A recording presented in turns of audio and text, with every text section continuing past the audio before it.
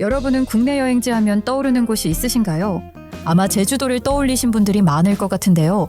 한때는 신혼여행과 수학여행의 필수 코스였고 한국인이라면 꼭 한번 가봐야 할 섬으로 불리기도 했죠. 하지만 지금 제주도는 그 돈이면 일본을 간다 라는 말의 대명사가 되었는데요. 과연 현재 제주도에서는 무슨 일이 일어나고 있는 걸까요?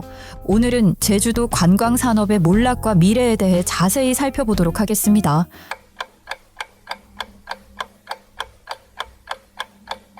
제주도는 1960년대 정부 주도의 관광 개발 정책이 본격화되면서 전국적인 관광지로 주목받기 시작했습니다. 이후 2000년대에는 자연관광지, 테마파크, 그리고 드라마, 올인 등의 흥행 콘텐츠 덕분에 전성기에 도입했죠.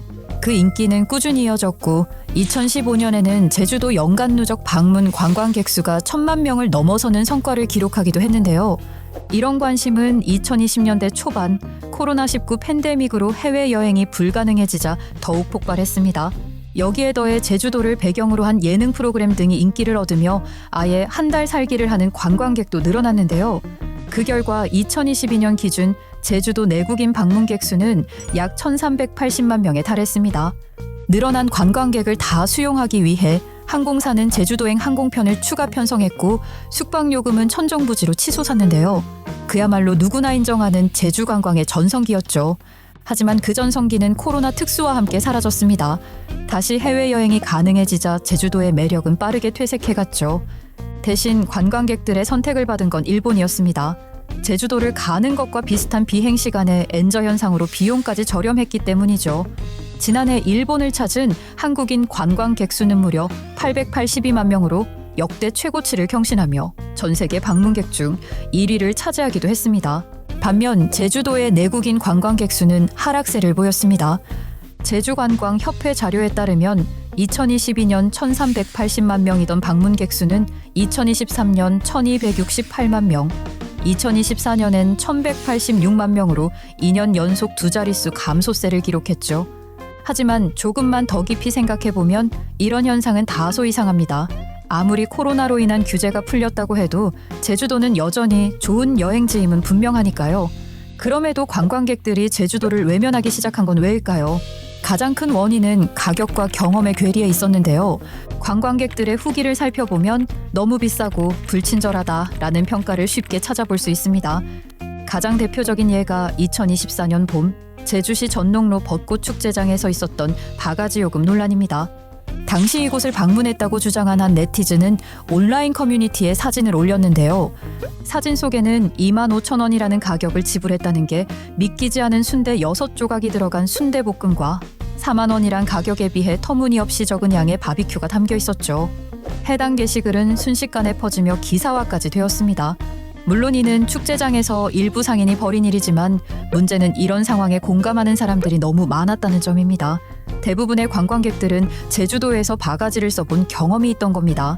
실제로 해당 사건 전후로도 유명 흑돼지 집에서 비계가 가득 붙은 고기를 고가에 판매한 사례가 화제가 되기도 했죠. 제주도 측에서는 식문화의 차이라고 해명했지만 이미 기분 이상한 내국인 관광객들에게는 단순히 변명으로만 여겨진 것도 당연해 보입니다. 결국 제주도와 관련된 기사에는 제주도는 흑우용 여행지라는 과격한 의견까지 제시되었죠. 사실 이런 바가지 논란은 처음이 아니었습니다. 이미 수년 전부터 제주도를 다녀온 관광객들 사이에선 비정상적인 가격 사례들이 반복적으로 언급돼 왔죠. 특별할 것이 없는 짜장면이 한 그릇에 2에서 3만 원을 받거나 숙소 요금과 별개로 전기세 36만 원을 청구받은 사연들은 아직도 쉽게 찾을 수 있는데요. 여기에 지난 축제 사건까지 더해지자 관광객들은 제주도의 물가가 불합리한 수준을 넘어 괘씸하다고 여기게 된 거죠. 그 여파는 수치로도 확인됩니다. 소비자 조사기관 컨슈머 인사이트의 여름 휴가 여행 만족도 조사에 따르면 제주도는 2022년까지 1위를 차지했지만 코로나가 끝난 2024년에는 7위까지 추락했습니다. 유심히 봐야 할 점은 2년 만에 종합 만족도 점수가 60점이나 떨어졌다는 겁니다. 이쯤 되면 사람들의 입에서 나오는 제주도 갈 돈이면 차라리 일본 간다는 말이 더 이상 농담이 아닌 현실이 되었단 걸 알 수 있는데요. 이런 문제점으로 내국인 관광객이 줄어들자 가장 먼저 직격탄을 맞은 건 소상공인들이었습니다. 한때는 제주도에서 카페 차리면 무조건 대박이라는 말까지 있었지만 지금은 옛말이 됐습니다. 2024년 한 해에만 제주도 내 커피 음료점 252곳이 폐업했고 2024년에도 불과 4개월 만에 80여 곳이 문을 닫았습니다. 이건 단순한 경기 불황만의 문제가 아니었는데요. 관광객 수 감소가 직접적인 소비 축소로 이어졌고 이는 다시 소상공인 폐업, 공실 증가, 상권 침체라는 이탈 사이클을 만들어냈기 때문이죠. 면세점 매출을 보면 이런 현상은 더욱 뚜렷하게 확인 가능했습니다. 제주관광공사 중문 면세점의 매출은 2022년 539억 원에서 2023년 384억 원, 2024년 331억 원으로 3년 연속 감소세를 기록한 겁니다. JDC 지정 면세점의 순이익도 같은 기간 동안 1,547억 원에서 1,158억 원까지 감소했습니다. 제주관광이 한때 쇼핑 천국이라 불리던 면세업계조차 지탱하지 못할 만큼 체류형 소비가 사라졌다는 신호입니다.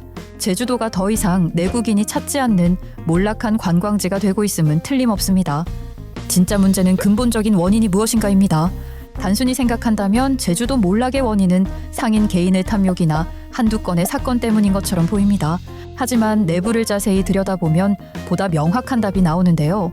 제주도는 다른 지역 대비 운송, 재료비, 물가, 임대료 등이 높습니다. 섬이라는 지리적 특수성으로 인해 타 지역보다 높은 물가가 형성될 수밖에 없죠. 게다가 제주도는 서울 같은 내륙과 달리 연세 방식으로 임대 계약을 체결합니다. 임대인이 1년치 계약금을 다 내고 들어왔기 때문에 적자를 보더라도 중간에 가게를 포기하기 힘들어지는 겁니다. 결국 가게 운영이 어려워지면 그 부담을 소비자, 관광객에게 떠넘기게 될 수밖에 없죠. 하지만 비싼 요금 대비 만족할 만한 경험과 서비스를 얻지 못한 관광객은 제주도를 다시 찾지 않습니다. 관광객이 없는 가게는 어려움을 겪을 수밖에 없고 악순환이 반복되는 거죠. 그러나 중에도 제주도 측은 앞서 설명드린 것처럼 가격 통제에 소극적인 입장을 보였는데요. 바가지 요금이 반복돼도 행정이 할 수 있는 건 착한 가격업소 인증이나 권장 가격 가이드라인 제시뿐입니다. 형식은 있는데 실효성은 없는 상태인 거죠. 즉 이런 구조가 제도적 방임을 통해 바가지 문화를 고착화시킨 겁니다. 이런 제주도와 달리 관광객들에게 충분한 경험, 만족도를 주며 국내 인기 관광지로 새롭게 떠오른 곳도 있는데요. 바로 강원도입니다. 강원도는 제주도가 7년간 지켜온 여행 종합 만족도 1위를 차지한 지역입니다. 제주도는 강원도에게 순위를 뺏기다 못해 7위까지 추락했죠. 이런 결과를 불러온 가장 큰 차이는 물가 인식이었는데요. 제주도가 2년 연속 물가 상도의 항목에서 전국 최하위를 기록하는 동안 강원도는 전국 3위를 기록하며 새로운 관광객에게 합리적인 여행이라는 인식을 심어준 겁니다. 뿐만 아니라 강원도는 서핑, 트레킹, 지역 먹거리 투어 등 체류형 콘텐츠를 꾸준히 개발하며 관광객에게 브랜드 경험이라는 만족도를 채워주었습니다. 그 결과 강원도는 2023년 기준 여행 점유율 25.4%를 차지하며 1위를 달성했습니다. 제주도는 2위 그룹에 안착하긴 했지만 8.7%로 강원도와 만족도 수치가 꽤 차이가 나는 모습을 보였죠. 물론 제주도 역시 뒤늦게나마 신뢰를 회복하기 위해 노력 중이긴 합니다.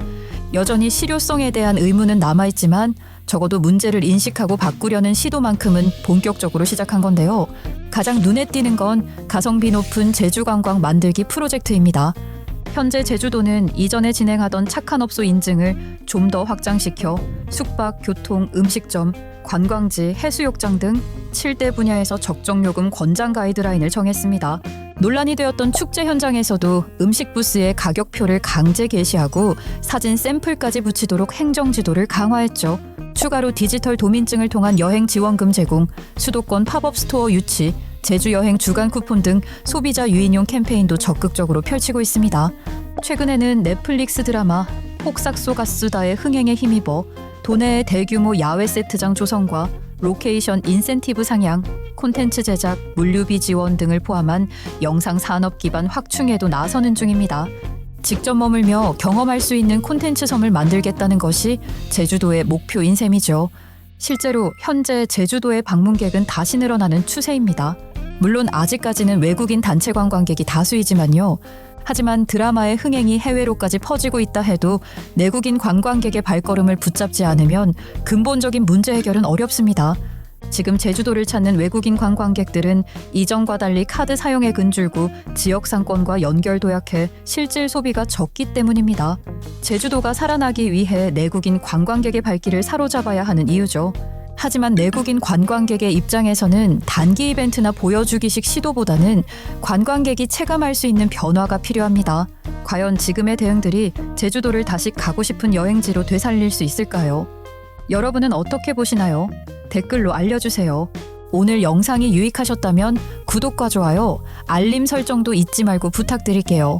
다음 영상에서 더 흥미로운 내용으로 찾아뵙겠습니다. 오늘도 시청해주셔서 감사합니다.